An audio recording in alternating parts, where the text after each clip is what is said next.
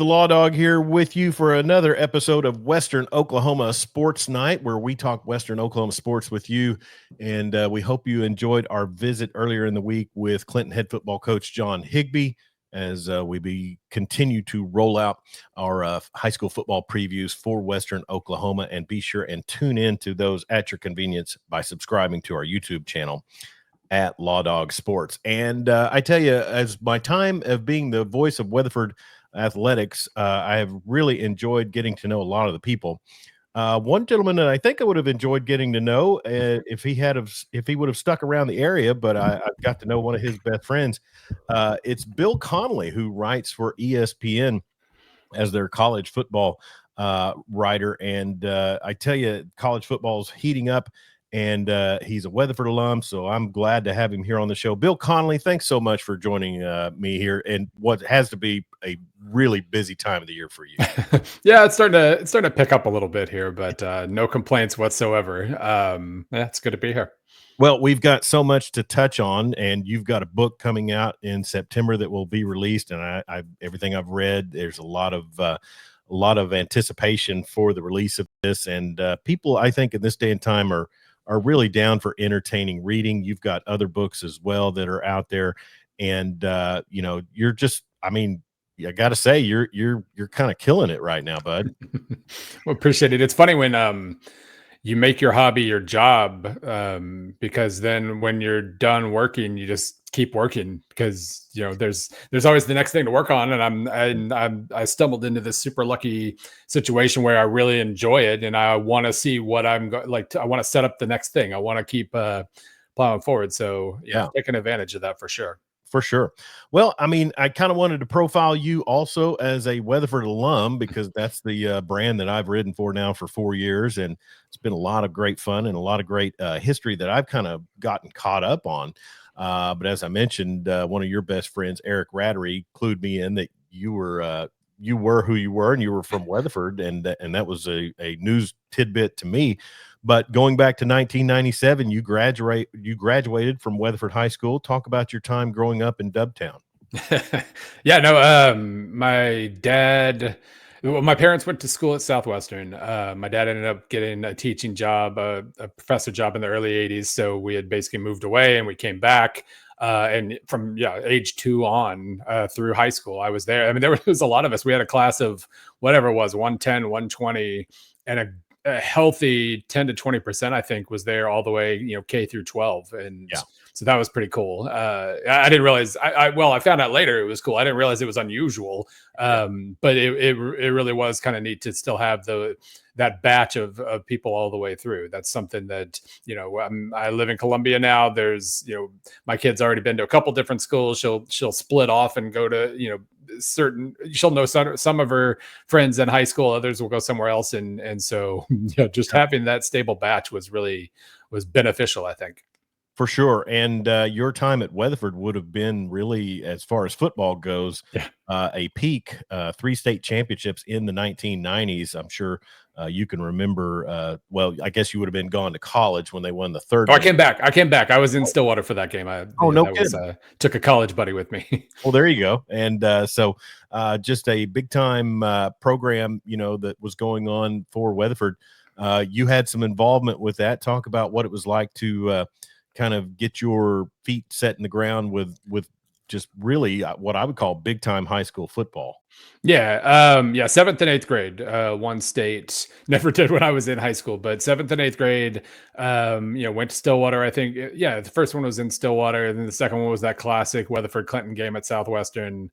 Horrible weather and all sorts of arguments about whether that was home field advantage or whatever. That was all just messy high school politics, sports stuff that was pretty fun to look back on anyway. It was intense at the time.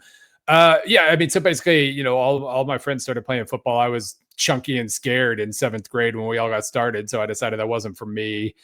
Played basketball and tennis, but I ended up basically just doing anything else. I spent a lot of time on on the roof of press boxes in like Noble and Newcastle and whatnot, as when Weatherford played those teams in high school. And started sophomore year, wrote for the newspaper, did sports editor stuff there. I kind of figured out around that time, like, this is what I want to do. I want to write about sports. Felt like I was pretty good at it.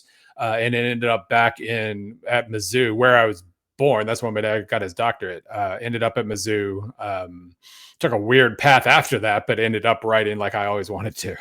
Yeah. And, journalism at the time where you were jumping in, there still was print journalism. So, I mean, it had to have been pretty exciting. And I know that, really, I've learned this through ESPN that Northwestern and Missouri are the primary broadcasting and journalism schools in the country. And Syracuse, somebody somewhere just got really angry because you didn't include Syracuse. Oh no, sorry, the Orangeman. Yeah. So I came up here, and again, like this was the goal. I was always an antisocial nerd, so I decided to be a Mizzou fan instead of OU or OSU because that's where I was born. Yeah. Didn't know anything about Columbia or Mizzou, but that was my team. And which didn't pay off ever.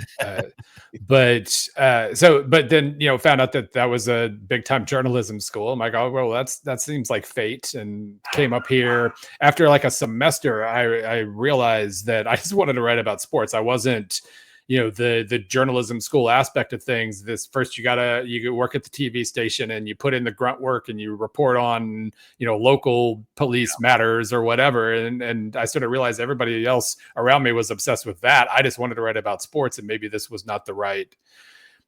Maybe that's a sign that I shouldn't be pursuing that if I'm not as obsessed as everybody else. So pretty quickly changed to communication, got a communication degree, got an MBA still at Mizzou, and started working in data for the state of Missouri and then the Mizzou Med School.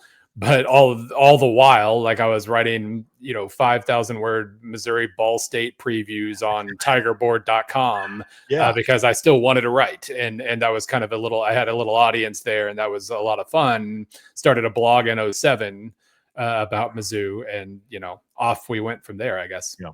And, it's funny because your time at Missouri as an undergrad, obviously, or whenever you were writing stuff, message boards were still, I mean, I know there's Reddit now, but I mean, I can remember my first computer, there was an OU message board that I was on daily. I mean, it was just, and you didn't come in correctly. You came, if you didn't come correct, I guess it's kind of like Twitter now with the trolls, but I mean, generally it was people that would correct you and you if you were wrong. But what glorious times those were. Oh yeah, no, that's a buddy of mine discovered tigerboard.com in like January. It was like late 98, early 99. I was just like, what, they just talk about Missouri all the time. And it was just incredible, but it was exactly the kind of community that I was looking for. And you do kind of carve out your own little space in there, and you fight the same fights over and over and over again every time your team loses. And that kind of, I started to realize a blog was more my speed because you could control the topics a little better. But no, I certainly put in the miles on the old school message boards. I can remember just firing off a message, saying we need to fire John Blake and this and that. And man, the OU truists, they came at me hard. So you better have reason. You have a list of reasons, but no. But anyway, so you get started and you're writing some material to cover, obviously your favorite program, Missouri, and then talk about how that kind of expanded into doing even more, and even as we transitioned into the analytics of college football. Yeah, I mean, even going back to high school, I liked the writing and I liked math, and so throughout that time, I found that I kind of soured on baseball overall. I had adopted to the Pirates way back when, which worked out about as well as Missouri. Something about that gold and black, you just can't steer. Apparently that was the kind of the tying thing there, but I enjoyed baseball stats a lot. They always made sense to me. Read Moneyball right when it first came out and all that. And, that was, like I said, I was doing data work for the state. But when I started a Mizzou blog in like spring of '07, started to realize, we have a summer. What the heck am I going to write about? This is a terrible time to start a sports blog. And I started to realize, like, well, okay, I like baseball stats. What exists for football stats out there? And Googled football analytics or college football analytics, and Google shrugged its shoulders. Basically, Wow. it didn't really wasn't a thing. A guy named Brian Fremeau at Football Outsiders had started doing like drive data. That was kind of he was getting he had a column doing that, but I was envisioning baseball stuff like on base percentage for football and slugging percentage for football. And so just started fiddling. Basically, I knew Excel really well at that point. So I started dumping play-by-play into Excel. And at Football Outsiders, they had a measure called success rate, which is like, are you getting this much of this percentage on first down, this percentage on second, all that. Started to realize that's kind of on base percentage right there. Yeah. And started fiddling with that, creating an explosiveness measure, and just kind of had a sandbox for mostly Mizzou or Big 12 related stuff, but got to fiddle, had a little captive audience for a lot of that. And then in '08 started writing for Football Outsiders as well. And then it was just kind of picking up whatever I could. A couple of years later, I started an analytics site for SB Nation along with the Mizzou site, and finally in 2011, we had a kid on August 31st, 2011, and I'd been telling the folks at SB Nation that, like, if you want me full time, I kind of have to. It has to be now because I have to drop something very soon. Yeah. And the day after the kid was born, they offered me full time work there. So put in my 2 weeks with the Mizzou Med School and became a college football writer as the kid was born. So that was a pretty humongous shift all at once there. Yeah. And,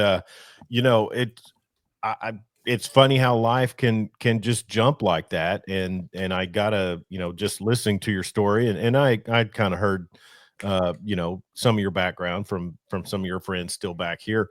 Like you said, just it should serve as a model to kids that, hey, just keep plugging at what you love, and eventually, you could get a break. And SB Nation, and I was talking to you earlier, I think it was a reiteration of a network that I had listened to back years ago, One-on-One Sports, but I know that it ended up becoming Sports Grid, Okay. Sports Map Radio. Oh, When I worked at a station in Texas, it's Gal Media, so I think they refashioned it to Sports Map, and I actually carried a station I worked for in Texas, actually carried them until they shut down. But I liked their format. They touched on the gambling stuff, but not just completely. There still was some analysis, and now with other stations, it's just constant spreads and lines. It's like I love to hear the odds talk, but man, there's only so much prop bets I can listen to. But no. So you start with SB Nation. Talk about the proliferation of doing that, and then also kind of how you developed the SP Plus. Yeah, I mean, SP Plus basically started as at Rock M Nation in '07, where like I was trying to recreate OPS on base plus slugging, and it was success rate plus this points per play thing that I was fiddling with, and that was the original iteration of it. I didn't really expect, in the back of your head, you're like, I'm going to become big time with this kind of, but I was just fiddling. And Football Outsiders offered a little bit of an audience as well, started posting weekly rankings there. I'm sure the early iterations were terrible, but slowly figured out how to actually make it a good rating system. And so started full-time in 2011. And SB Nation was just a collection of team sites before then, but they've started an actual front page at that point. And it was a group of us that had been doing other things and stumbled into full-time work as in college football. And it was a pretty incredible team in the end. There's Bud Elliott, who works for CBS now. Just a lot of people, Jason Kirk works for The Athletic, and we've all kind of disseminated since then. But it was an incredible team that just felt so impossibly lucky to have gotten to do this full time, that we were working stupid hours and throwing anything against the wall to see what interested people. And no, I mean, it was a perfect little creative environment to work in for a few years. And then, as anything else, it was a startup, and therefore, money gets weirder. And some of the fun things we were doing at first as a startup, you don't get to do anymore. And eventually, the year after I left for ESPN, a lot of that team got laid off, and so had to disseminate. Yeah. But it was still it was this little incubator that that turned out absurdly well. And that kind of primed me for ESPN and joining ESPN in 2019. Yeah, and so since then, I mean, you've got to be a part of on the highest stage, really, as college football has just truly transitioned into this whole other being in a way, not just with NIL and now revenue sharing, but also just the expanded playoffs and things like that. So, I mean, you probably have I'm guessing that you have sat there back in the days of the 4-team playoff and thought, this number 4 team has no business being there. Yeah. I mean, oh yeah, and had the numbers to back it up, but I don't know. We go back and forth on our weekly show about college football. It's the prime topic in my world. I'm not the biggest NFL guy, but college football reaches all corners. Yeah. But I would think that during this transitional time, you've probably felt a sense of satisfaction and justification, and then also probably sensed a bit of where the hell are you guys going with this? Right. Well, that was part of the reason I wanted to write a book, was because one of the things I did at SB Nation that kind of resonated the most, that people remember the most, was back in 2017. I ran for college football commissioner. We created like a little platform website, and I had my talking points, had like 9 parts of the platform, and we had a lot of fun with it. One of the meetings when I was in DC, a guy who had just photographed like Michelle Obama the week before came in, and we did a photo shoot, like a candidate photo shoot that was super cheesy. It was a blast to do, but it was basically just, I have this vision of the game that I wish that we would pursue, and talking about, moving beyond the antiquated version of amateurism, and expanding the playoff and ditching divisions because they were unequal and they weren't working right for conference title games. All these things. One of them was like bringing the video game back, because we were having fun with it. But what was funny was in the time since then, I got a lot of the things I actually wanted on that list, but it didn't, like the sense of kind of the sport separating haves from have-nots, and the way the sport has gravitated in that way. None of that's really changed, because there's no commissioner, because there's nobody in charge. Yeah. And every change that I wanted has just kind of exacerbated all the things that I hated to begin with. So that's been kind of interesting to follow. But part of the reason I wanted to write the book was, back in 2017, I had this vision of, this is what I think the game should be.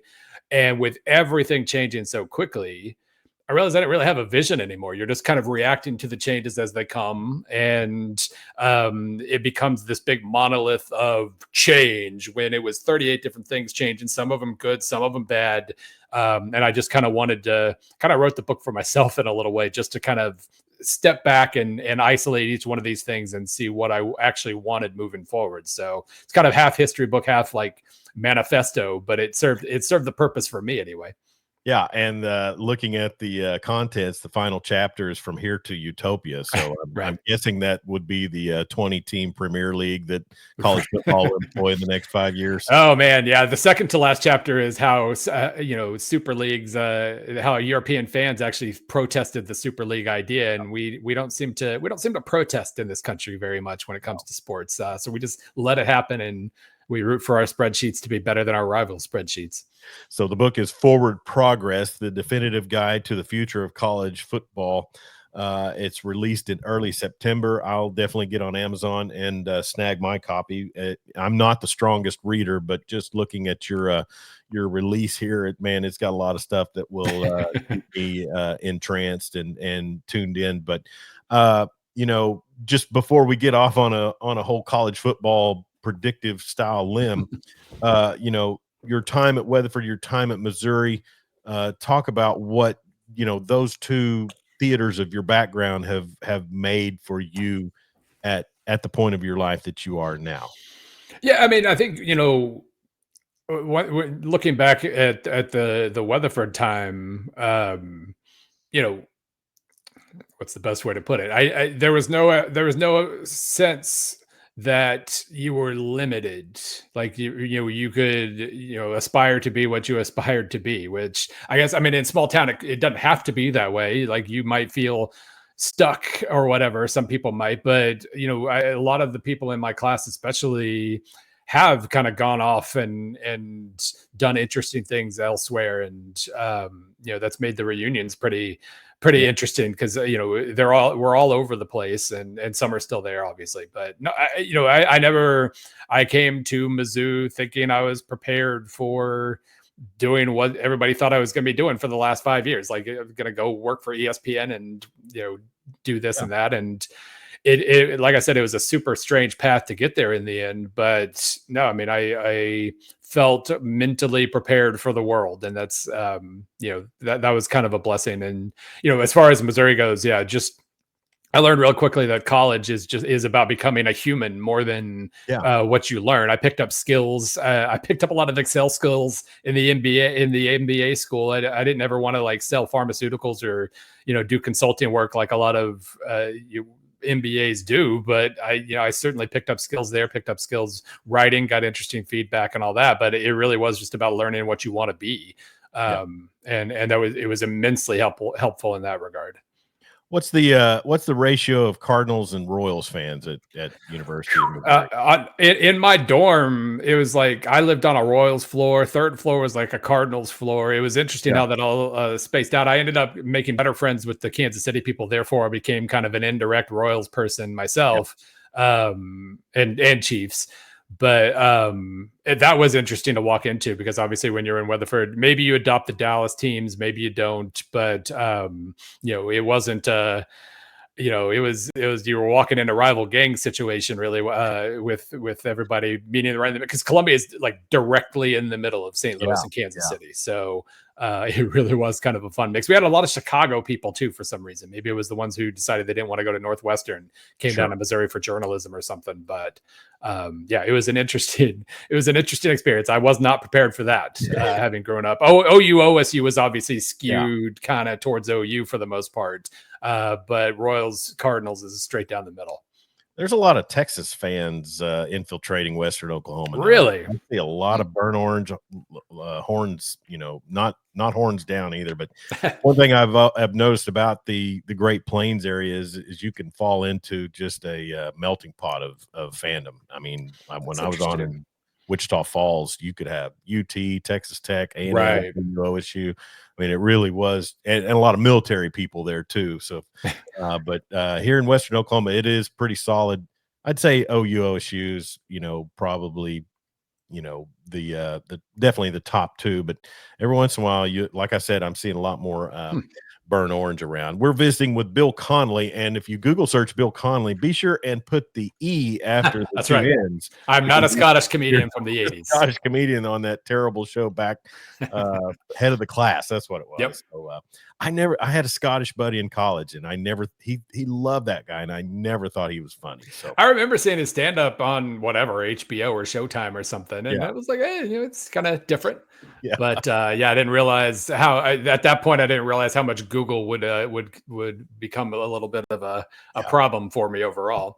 So we'll share a link to Bill's Twitter page, and also a link to his book that will be coming out, Forward Progress, the definitive guide to the future of college football. So I will take a turn here a little bit, Bill, as we get into the college football season, and we will kind of pick your brain a little bit. I know you probably got some things that you're kind of holding on the back burner with your articles and things that are coming out, but some that you've put out already, and it's always the breakthroughs and bounce backs.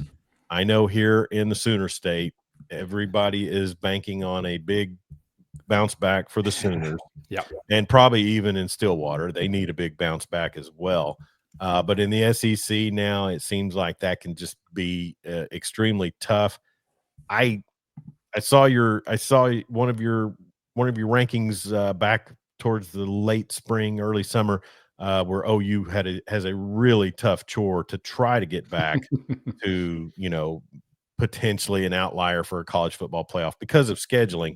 But going into the SEC, I thought it was interesting that you've got Bama primed for a bounce back. And I think that's pretty interesting considering all the talk and going back and forth and people wanting to kind of change out the old guard. Yeah, I mean, Alabama as a whole, there's this toxic aspect of succeeding a legend that seems to trip everybody up. And with Kalen DeBoer, like, he's an amazing coach. He's been an amazing coach his entire career. And there's really no reason to think he'll fail at Alabama unless it's just impossible to succeed after, with Saban. And every time you lose a game, everybody's on you about, oh, well, Coach Saban did this kind of stuff. And, I think we kind of, even at Weatherford, after Roof left the first time, I think Coach Pickens was after that. He didn't have a chance. He had no chance to succeed. Trying to clear that bar. Yeah, Alabama. I mean, this is a really, what my SP Plus ratings try to do is look at like the sustainable aspects of football. So much of football is, this big play or this funky bounce, things like that determine a lot of games, but you can't rely on funky bounces. Can't even really rely on big plays. And so that success rate thing I was talking about, it's a big, that's pretty sustainable. That's a big portion of SP Plus. And basically what ended up happening in the SEC last year is you had 4 incredible teams on paper. 2 of them were Texas and Georgia, obviously, where they had a super high floor. They made the SEC champ, only lost to great teams, beat everybody else. And then you had Alabama and Ole Miss, who had the best performances of the season, therefore graded out really well, but then also had duds that dragged them down. And of course, Alabama collapsed at the end of the season offensively. But they all graded out relatively well for the season as a whole. 3 of them lost a ton of players, and Alabama didn't. They lost a quarterback, obviously. I don't think that's a loss. He was not a fit for that system. And they returned a ton elsewhere, and therefore they ended up projected at the top, which was kind of interesting. At Oklahoma, man, yeah, no, they're 16th. They're projected 16th in SP Plus. They're favored in 5 games. Like, it's just they drew the short straw in the SEC schedule, and it cracked me up because they, I remember when the move was announced, I interact with a lot of OU fans there. I was like, well, good. I'm tired of these terrible home schedules and terrible schedules, and I want big games. And like, well, you got them. Congratulations. Have fun with this. Yeah. And I tell you, kudos to you because I did a Google search and avoided the Scottish comedian, but I found your 2024 playoff picks predictions, and you got 5 out of 12. I mean, you got 7 out of 12. Okay. So I mean, that's and Iowa State was on the cusp, UNLV, and took a chance with UNLV, and then Mizzou, and then Bama, and I would say Bama totally let you down. They had it. They should have been in there, but when they came to Norman, I'm thinking, man, they just obliterated LSU in Death Valley, and I think it was a night game as well. And they come into OU and just lay a total egg, which leads me to my next point about the SEC is LSU is just bipolar. Yeah. I mean, ever since the 2019 season, they have just been bipolar. And I think they're just crazy enough, and I don't even mean their psychotic fan base. I think their team and the coach is just crazy enough to pull it off this year. It's been really funny. It's been a nice reminder with Brian Kelly there how hard it is to get all the arrows pointed in the right direction. We took it for granted with Saban, or really, if you're an OU fan, like you've had it really good in that regard. Even though the defenses fell off for a while, you're still winning the Big 12 a ton and making the playoff a ton and all that. And with LSU, the offense fell apart. Right after the title, offense fell apart in 21, but the defense was pretty good. Then Brian Kelly comes in, the offense gets better, and the defense gets progressively worse, and they just can't ever quite get it pointed in the right direction. No, I mean, they're really, I think I have them 9th overall. And you can see it. Like, Nussmeier is a good quarterback, but not the most amazing upside, but good. And he's got Nick Anderson at receiver now, along with a couple good returnees, and offense should be good. Defense, if their linebackers stop getting injured, he just signed like every defensive end in the portal basically, so they should have a good front 6, front 7. Again, like it's really easy to talk yourself into LSU. You just could have last year too, and they always figure out a new arrow to point in the wrong direction at the wrong time. 2 questions that are kind of a twofold question that will kind of relate to folks around this area. One is John Mateer, the Washington State transfer, who put up big numbers in the, I guess it was still the Pac-12 last year, and Sort then of. Pac-2. and then also Arch Manning with regards to him being a total bust. I mean, to me, the kid can't win because it's either he's his Uncle Peyton or he's a total bust. And I think he's got enough talent around him. He can make some mistakes or not have great games, and they can still roll off the victories. But in a head-to-head battle, who do you see, kind of outshining the other if you had to pick it today? Well, bird in hand is Mateer, obviously. We know he's good. Obviously, different levels of competition, all that. I am worried about how many hits he's going to take this fall because he doesn't mind running around. And that could be a concern quite a bit, but that could be a concern with Arch too. He's really athletic, but he sure for the small number of snaps he took last year, he took a lot of hits too. And it is going to be, there are so many teams in the SEC with new quarterbacks this year, and some of them are going to be fantastic and it's going to work out just fine. New starters succeed all the time. They just don't always succeed. You don't know for sure which ones are going to turn out to be duds or slow starters or something like that. But as far as the Wazoo transplant goes for OU, I love Mateer. I love the Arbuckle offense. It feels like it is a little bit of stepping back into what OU is supposed to be good at. Since the Kevin Wilson days, they've been good at it. And, I don't love the receivers that he signed in the portal. Or I should say, I don't love the kid from Arkansas. Like, it seems fine. The FBS kids, but then he signed some awesome small school guys. I always maybe it's because of the Southwestern connection. I always root for the small school guys. He got an Emporia kid, I'm pretty sure. Yeah, there's a Pitt State kid in there. There's a Arkansas Pine Bluff kid in there. He was probably the best of the bunch, Gibson. But it's kind of an interesting mix. I don't know if they have what they need, but I guess the good news is the bar is really, really low. Yeah, just be on the field. Right. Just play good defense again and improve offensively, and you're going to be in a lot of games. There's so many good teams on the schedule that, a borderline top 15 team might go 7-5, 8-4. Yeah. And I'm curious how OU fans respond to that. If they're clearly good, but they drop some close games and they're only 7-5, 8-5, whatever. I know OU fans, 8-5 is never good for OU fans, but it'll be a heck of a schedule. They'll obviously be better. I just can't decide how much better. When you put your material out and then you see some of the talking heads and maybe they're just clickbait generators, I don't know, but like here of late, there's been some guys going out on a limb, and I guess it's kind of like picking a 2,000 to 1 to win the Super Bowl or something like that. If you're right, you cash in completely. But I mean, there's got to be some guys that you see on social media and think, man, why are you throwing that out there? I mean, it's obviously really good for your career if you're willing to say very, very outlandish things. And in my head, I'm always odds based in my head. I got to say what's like the most likely thing, which means even if you're picking a 2001 and it hits, that was still terrible to pick a 2001 guy. You didn't know. Yeah. But so, yeah, I'm clearly, I've done well for myself, but I could be doing a lot better if I was willing to make very, very bold, outlandish statements that I'm really just not capable of making. But it's been interesting with Texas too.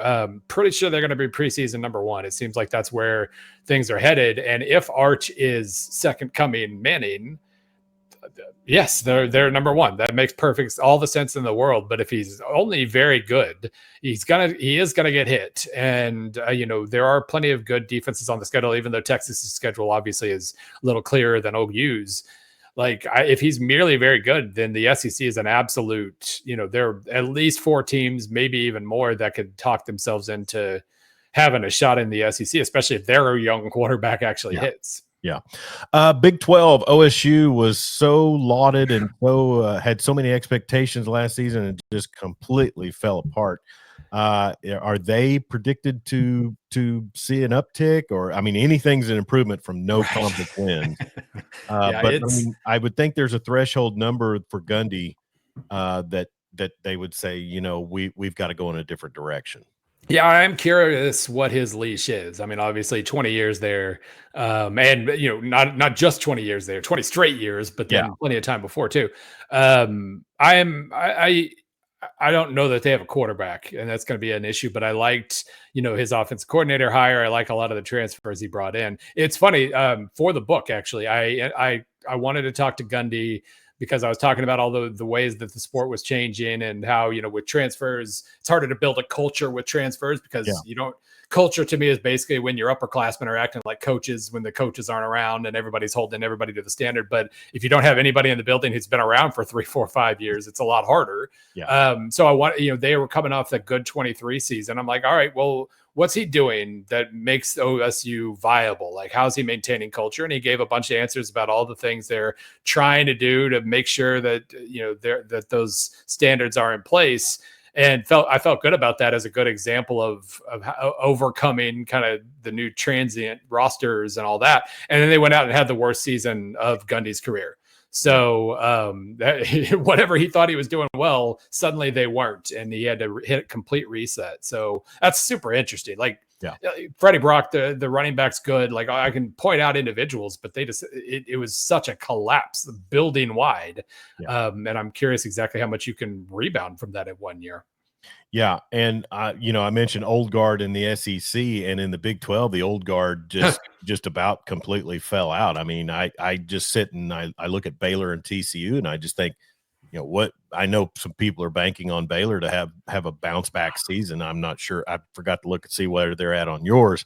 But I mean, TCU played for a national title a couple of seasons ago, and last year they were just kind of mid, and not just mid in the Gen Z terminology, but also mid in the conference. But it'll be interesting. Big 12. Are you? Do you have some Big 10 stuff set to be released before long? I think that went out right before the SEC preview a couple of weeks ago. So that's it's out there. It's no surprises. Ohio State, Penn State at the top.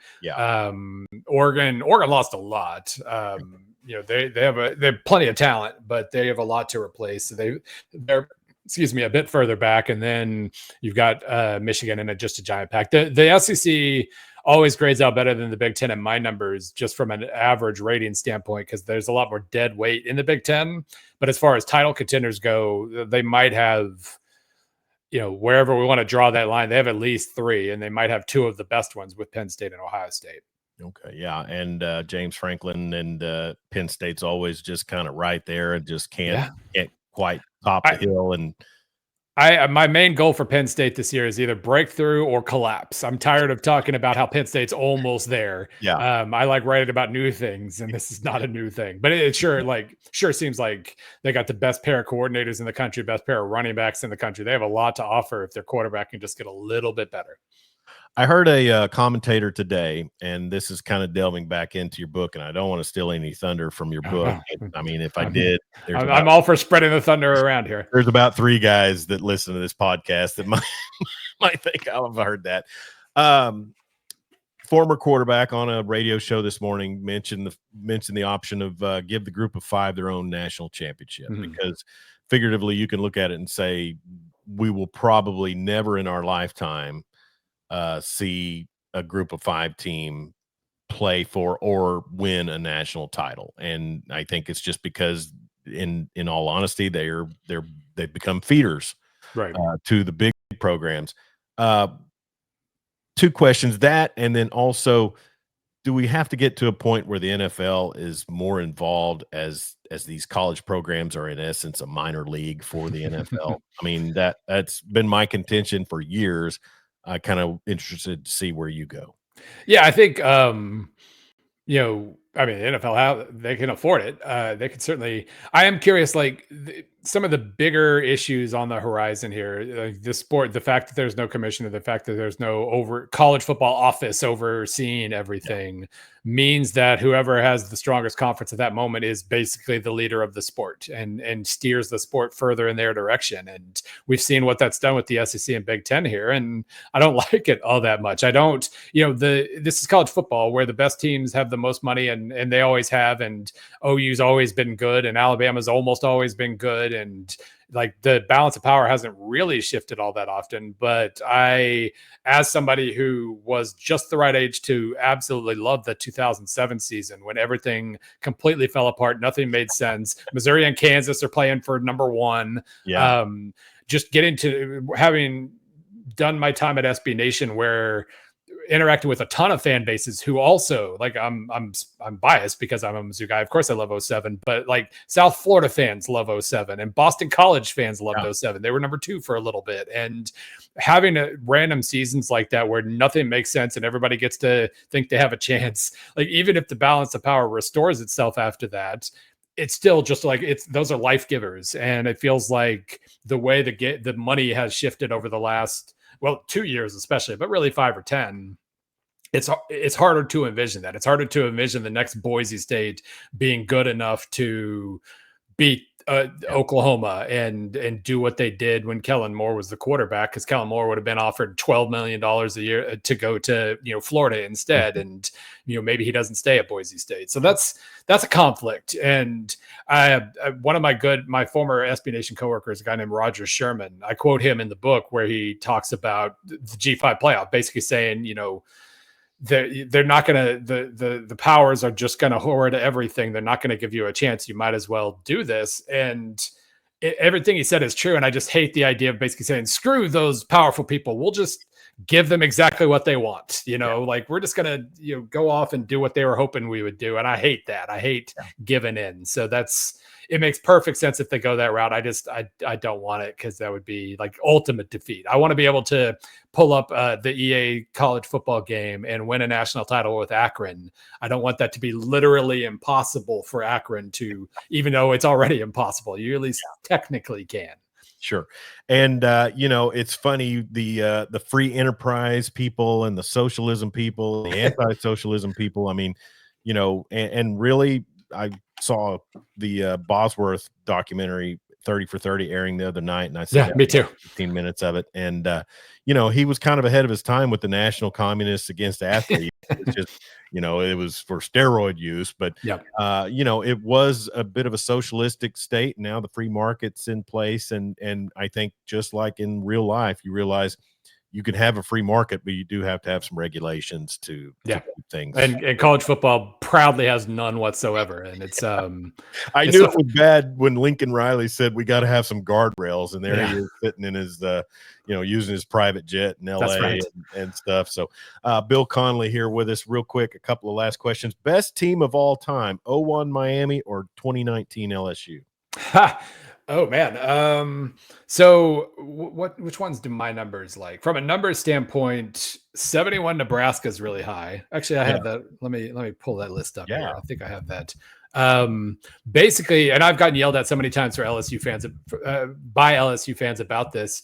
My numbers didn't adore 2019 LSU because their defense wasn't good till the end of the year. Like first 2 months, and it's just a giant average. They played OU. Right.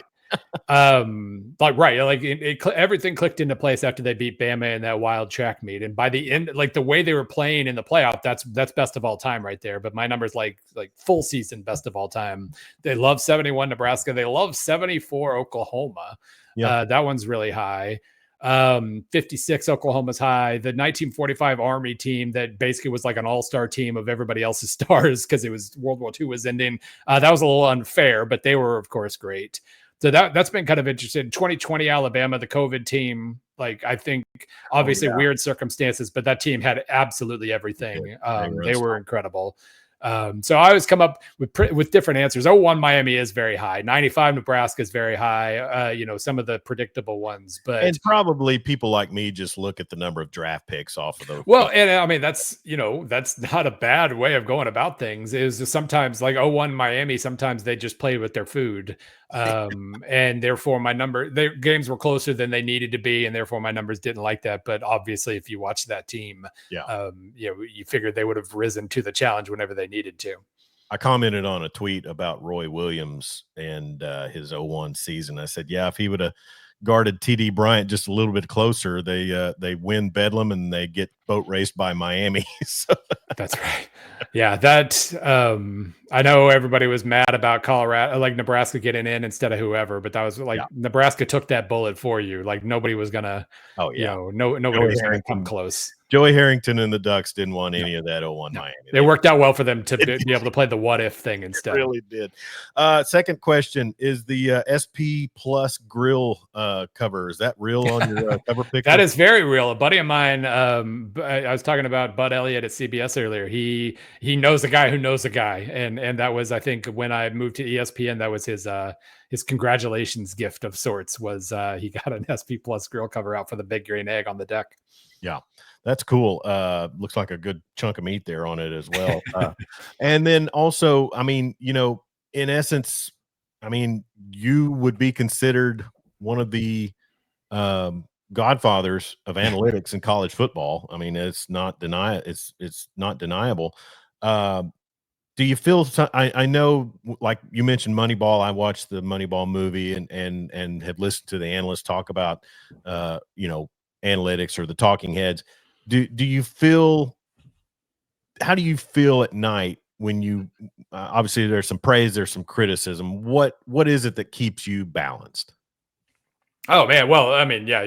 First of all, wife and kid don't really care about SP Plus all that much. They're just, you've got a good family around you. It's not really all that hard. But social media, anytime you need a little reality check, just go on Twitter and check your mentions. That's certainly something as well. But no, I mean, I there's never been a second where I didn't realize how freaking lucky I was to stumble into, not only to, I worked really hard, and I'm sure I've done good things here and there, but basically the timing of everything, the way it worked out, and understanding that how lucky you had to be, because blogs aren't right. If I was trying to, start today, blogs aren't really as much of a thing. And so I wouldn't have been able to stumble into the SB Nation network as it was coming up and giving me a platform to basically write whatever the heck I wanted and have a little bit of an audience for it. So everything kind of had to fall in place. You had to work really hard and also have perfect timing. And I did. And, that was extremely lucky. And I'm never going to really forget that, I don't think. Yeah. And other question, biggest or most famous host or show that you've appeared on? I do have Reese Davis's phone number. That's pretty cool. He's Mr. College. He's the voice of college football at this point. So that's, you were supposed to say this show. Second, that was number 2. That was right after. That was the next one. Yeah, Reese Davis. I mean, I think he stepped in well for Chris Fowler and kept that show flowing. And as much as I didn't like the addition of Pat McAfee, I got to say his off to the side segments are some of the best. The field goal kicking is top notch TV. Seems like everybody's gotten what they wanted out of that relationship so far. And that's, I mean, me and my buddy Eric will watch that and go like, yeah, I don't think this is for us, but it's clearly for somebody. And, and those people really enjoy it. And that's what the show's about. For sure. All right. So the book will be released in early September. It's called Forward Progress, the definitive guide to the future of college football. And I tell you, like I said, when you wrap up your book with two things, when you wrap up your book with a chapter called From Here to Utopia, that gives somebody like me true hope. And then I noticed that your forward starts with a quote, Charles Thompson was framed. Yes. And you know what's funny is I still throw out Honta Yo to people, and only a handful of people left in the world remember what that was. Man, the Charles, I did basically, my intro is just basically talking about how I realized how weird and obsessive college football was from the start, because I had the relatives who swore he was framed and this was all, he was innocent, and this was all just everybody, it was all made up. And my dad, before he passed, there was a game OU lost to Tech back in the early 2010s, and they'd had a rain delay, and he swore up and down that their pep pills wore out before they got on the field, and that's what lost. I'm like, okay. But anyways, well, listen, Bill Connelly, man, thank you so much for your time. Former Weatherford Eagle, and always follow your content on Twitter at ESPN_Bill C. And we share a lot of his stuff also on Lawdog Sports. But, I mean, if you're ever, hungry for topics, there is a play-by-play commentator that's in your contacts that called a 4-2 game. So I actually volunteered to write about that, but I couldn't get what's his name, the Anadarko coach locked down. Shumpert. I could never pin him down because he had no interest. He has no interest in talking at all. So I couldn't write it, but I wanted to because that was something. Well, the shot clock is on the horizon, so we'll see how his attitude changes. But he did it this last season as well. What I threatened to sing Christmas carols if he did it again, and I held true to my word. So I mean, he was, when we were playing junior high basketball, he was coaching Carnegie, and so we had all the stories ready to go about, my job.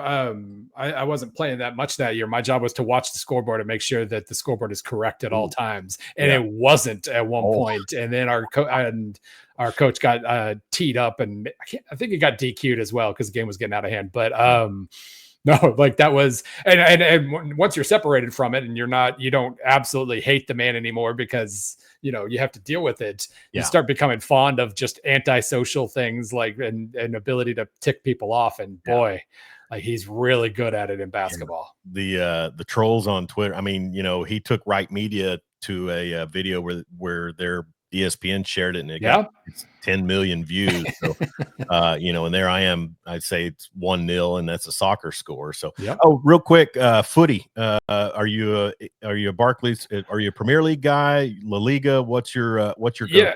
Well, obviously I kind of, once Premier League started showing up on television live every weekend, that became a nice entry. I was always obsessed with international soccer, but that gave me a chance to really get into the club game. And basically since 2020 now, I've been writing almost a piece a week on the soccer side. Yeah. So I kind of have, that's, I think, going to be the next book, which is going to kind of, make some people's eyes glaze over. But, that is Bundesliga does it. I love the Bundesliga. I love Germany as a whole. But it's hard. Like Premier League's the best league in the world. You got to pay attention to that too.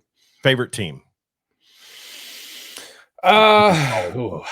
As far as major teams go, I've gotten my 13-year-old daughter really hooked on Borussia Dortmund because I got to go there for a match, and they have just the big stand of 25,000 people going straight up, and it's just the most amazing environment.